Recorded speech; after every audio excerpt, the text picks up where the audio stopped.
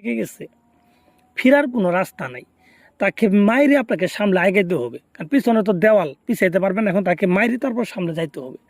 তো তাদের জন্য এগুলা করা উপযোগী।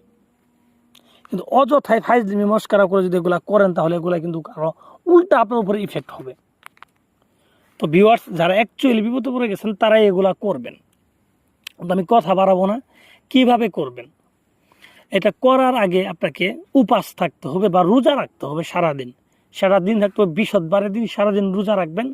বৃহস্পতিবার দিন গিয়ে রাত 12টার পরে এই তাবিজটা লিখবেন। শুক্রবার পরে যাবে, রাত 12টার পরে এই তাবিজটা লিখবেন। এবং এটা লিখবেন নিজের ঘরে বসে জায়নামাজ বিছিয়ে পশ্চিম দিক মুখ করে। আমি আবার বলছি, নিজের ঘরে বসে লিখবেন, পশ্চিম দিক মুখ করে জায়নামাজ বিছিয়ে লিখবেন। ঠিক আছে? লিখবেন আপনি কার উপরে? সাদা রেশম কাপড় উপরে লিখবেন। ঠিক আছে? কিভাবে লিখবেন, কি কালি দিয়ে লিখবেন?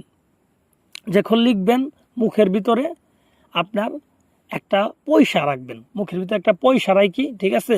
শত্রুর কথা ভালোভাবে স্মরণ করি, তাকে মনে মনে ভেবে তাবিজ লিখবেন। এবং সাদা রেশম কাপড়ের উপরে আপনি কুমকুম আর লাল চন্দন আছে, লাল চন্দন আর কুমকুম, এই দুইটা জিনিস মিশ্রিত করবেন। মিশ্রিত করে এর ভিতর আপনি শুকরের তেল দিবেন। এগুলো কিনতে পাওয়া যায়। শুকরের তেল দিয়ে মিশ্রিত করবেন, দেখবেন একটা আটার মতো কালির মতো হবে। সেই কালি ধারা, ঠিক আছে, বাঁশের কলম, বাঁশ দিয়ে কলম বানায়, ঠিক আছে, বাঁশ বা কাঠ দিয়ে বানাইলেও হবে। ঠিক আছে? কিন্তু কাঠটা যদি মানে কোনো ফলদার গাছের হলেও হবে না, নিম গাছ, ঠিক আছে, সেগুন গাছ আছে, এগুলা দিয়ে আর কি। এগুলা দিয়ে আপনি কলম বানায়, সেই কলম দিয়ে সাদা কাপড় উপরে এরকমভাবে তাবিজটা লিখবেন, আমি যেভাবে লিখছি। তো এভাবে সুন্দরভাবে লিখবেন। হ্যাঁ, লিখার পরে আপনি নিচে শত্রুর যে নাম এবং শত্রু বাবার নাম লিখে দিবেন। এটা ছেলের ক্ষেত্রে। মেয়ে হইলে মেয়ের নাম, মেয়ের মায়ের নাম লিখে দিবেন। মেয়ে যদি বিবাহিত হয় তাহলে স্বামীর নাম লিখে দিবেন।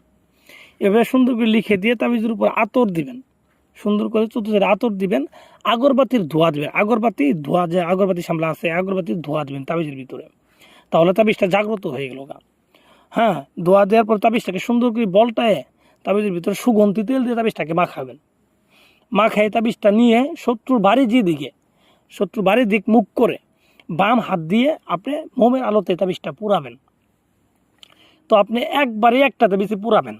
তাবিজ পুরানো শেষ, শত্রুর সাথে খতম। এখানে কোনো দ্বিতীয় কোনো অপশন নেই। ঠিক আছে? পরীক্ষিত ভাই, এগুলো মুখের চাপা না, পরীক্ষিত বিদ্যার চাপা। যে আমার কাছে অ্যাভেলেবেল বিদ্যা আছে। কারো যদি কিতাব লাগে আপনি বলতে